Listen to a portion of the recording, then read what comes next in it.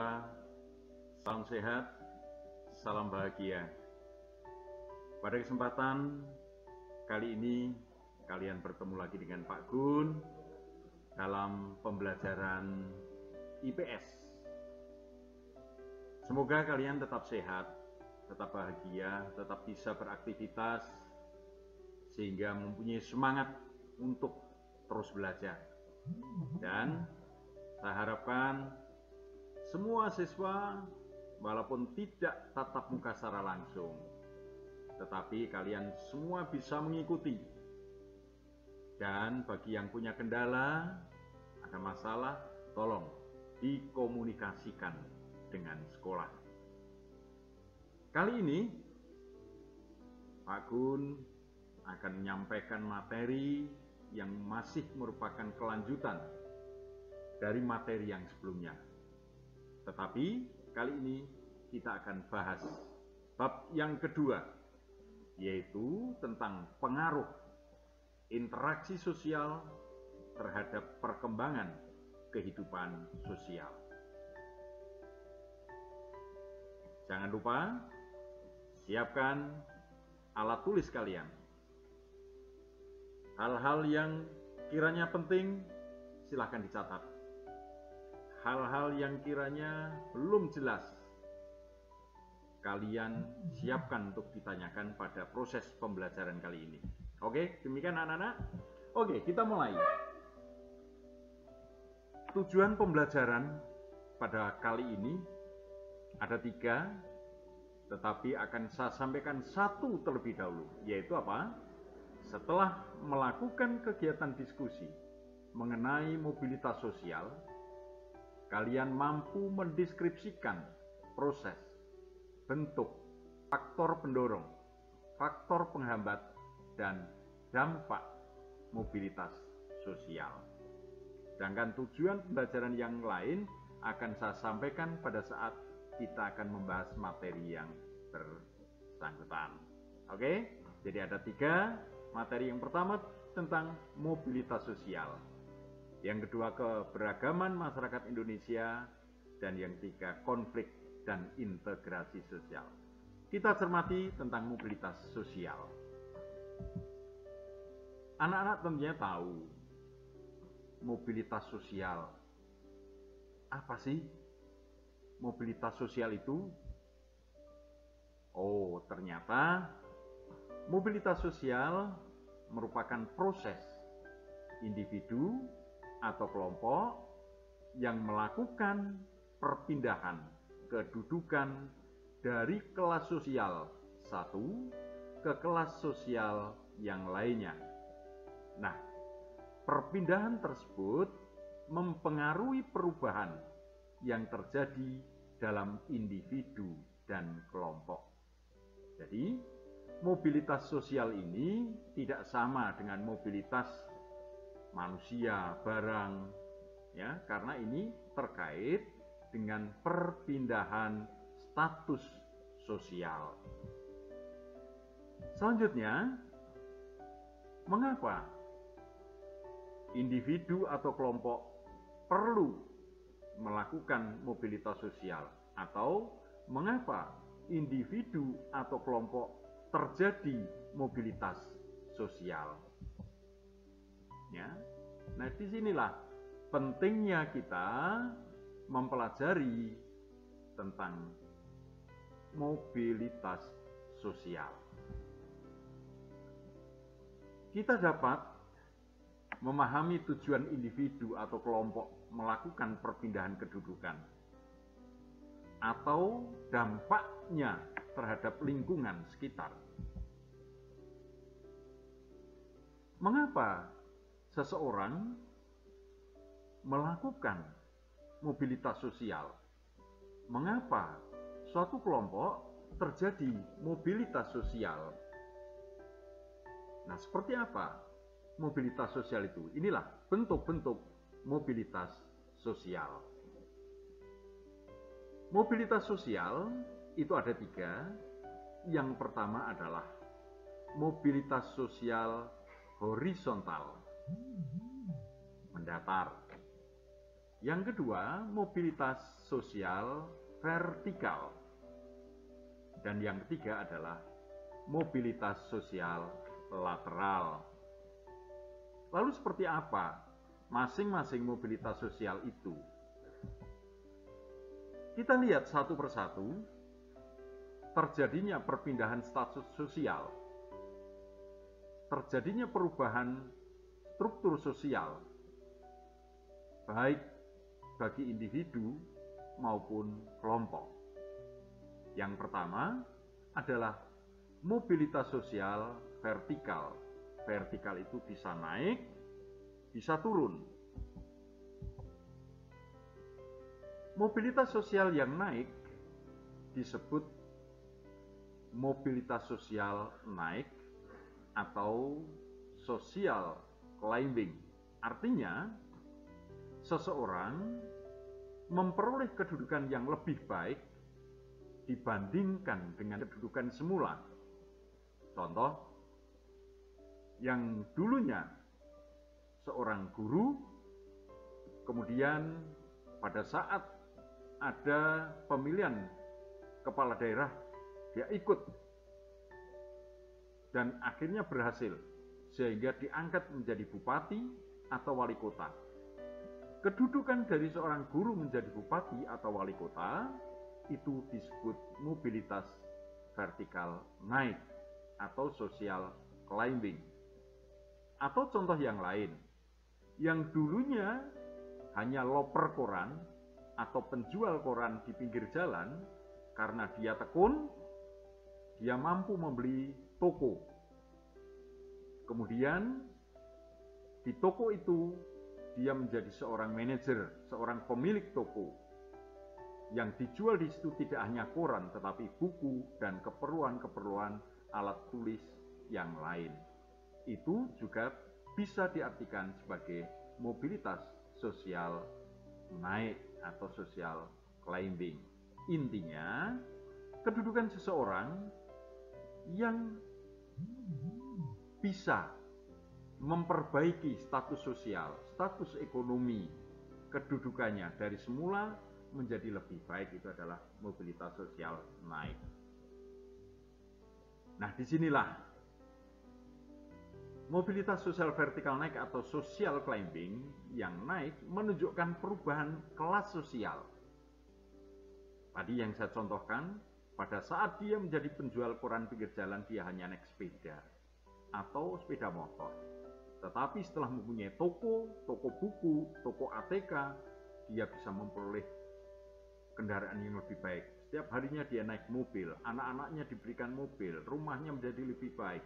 Inilah contoh mobilitas sosial vertikal climbing. Ya. Yang kedua, yaitu mobilitas sosial vertikal turun atau yang disebut dengan social sinking. Inilah kedudukan seseorang yang menjadi turun, kelas sosialnya turun, kelas sosial atau kedudukan sosialnya menjadi lebih rendah dari semula. Yang semula mempunyai toko buku, toko ATK yang cukup besar, kendaraannya mobil, tapi karena bangkrut, maka dia hanya menjadi penjual koran di pinggir jalan. Ini contoh konkret. Nah, sehingga kedudukan kelas sosialnya menjadi lebih rendah dari semula. Dan masih banyak contoh-contoh yang lain. Oke anak-anak, bagaimana? Ada masalah dengan materi yang sebelumnya ini tadi tentang mobilitas sosial vertikal? Oh ya, oke, sudah jelas. Oke, terima kasih. Berarti kalian memperhatikan ya. Mudah-mudahan kita semua selalu diberkahi untuk selalu memperoleh mobilitas sosial vertikal naik atau social climbing. Artinya kehidupan kita dari waktu ke waktu akan bertambah menjadi baik. Oke, amin ya. Oke, yang kedua, mobilitas sosial horizontal. Horizontal artinya mendatar. Jadi, seseorang itu akan selalu mengalami perubahan sosial atau mobilitas sosial. Tetapi tidak selalu naik atau turun. Contoh misalnya, Pak Gun ini seorang guru.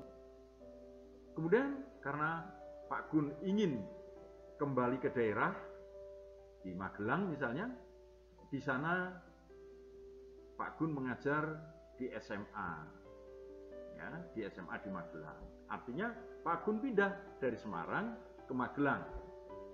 Nah, tetapi perpindahan ini tidak menambah status sosial, kedudukan sosial Pak Gun. Karena Pak Gun tetap menjadi guru.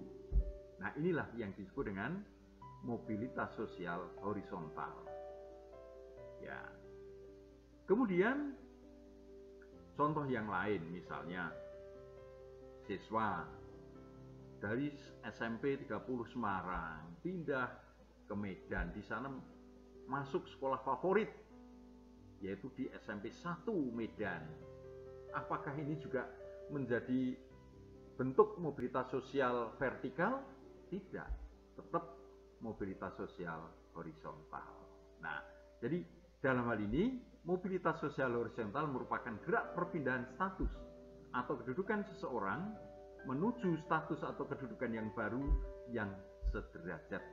Artinya, mobilitas sosial horizontal ini tidak menyebabkan kedudukan seorang menjadi lebih tinggi atau lebih rendah. Oke? Ini yang kedua. Yang ketiga yaitu mobilitas sosial lateral. Nah, ini untuk mobilitas sosial lateral ini dibedakan menjadi dua, yaitu mobilitas sosial lateral yang permanen dan tidak permanen. Ini contoh gambar. Seseorang datang dari satu daerah ke daerah yang lain.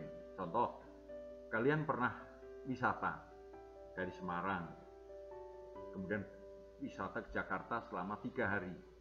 Ini juga perpindahan, tapi sifatnya tidak permanen. Piknik dari Semarang ke Bali, di sana seminggu, 1 minggu, kemudian kembali ke Semarang. Artinya ini merupakan mobilitas sosial, tapi tidak permanen. Ada juga yang permanen, misalnya penduduk Jawa pindah ke Sumatera karena program transmigrasi. Nah, ini termasuk perpindahan yang permanen karena di sini sudah tidak menempati lahan lagi, kemudian memperoleh lahan atau tempat atau untuk membangun rumah dan tempat bekerja di tempat yang lain atau di Sumatera atau di Kalimantan dan seterusnya. Nah, demikian anak-anak tentang mobilitas sosial, ya, tentang mobilitas sosial. Ada beberapa hal mengapa seseorang bisa alami perubahan status, kedudukan yang berubah, dan sebagainya. Ada beberapa faktor. Yang pertama yang disebut dengan faktor pendorong. Faktor pendorong itu ada beberapa, ya, saya sampaikan saja. Yang pertama adalah faktor struktural. Ada faktor individu, ada faktor ekonomi, ada faktor politik, ada faktor pertumbuhan penduduk, dan juga kemudahan dalam mengakses pendidikan. Satu persatu akan kita bahas nanti, tapi kita lihat dulu faktor penghambatnya, yaitu apa? Yang pertama adalah kemiskinan. Ya, kemiskinan ini kondisi yang bisa dikatakan menghambat dari mobilitas sosial. Yang kedua, situasi politik yang tidak kondusif. Ketiga, faktor kekayaan. Yang keempat, faktor diskriminasi. Dan yang terakhir adalah jumlah keluarga yang banyak. Anak-anak,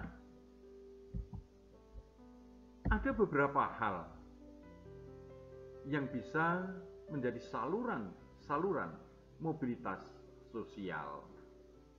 Di antaranya adalah lembaga ekonomi, lembaga militer, lembaga pendidikan, organisasi profesi, lembaga keagamaan, lembaga keluarga, dan lembaga politik. Ini semua bisa dikatakan sebagai penyalur atau saluran mobilitas sosial. Ini ada dua gambar tentang saluran mobilitas sosial. Siapa yang bisa menjawab gambar 1 maupun gambar 2? Silakan. Ya? Ya betul. Oke. Ya. Benar. Betul sekali jawaban kalian. Bahwa ini adalah contoh saluran-saluran mobilitas sosial melalui bidang pendidikan. Ya, bidang pendidikan. Walaupun yang kiri ini masih guru sentris, kemudian yang kanan sudah menggunakan alat yang lebih canggih, yang lebih modern, tapi sama. Fungsinya adalah sebagai saluran mobilitas sosial ya, melalui pendidikan.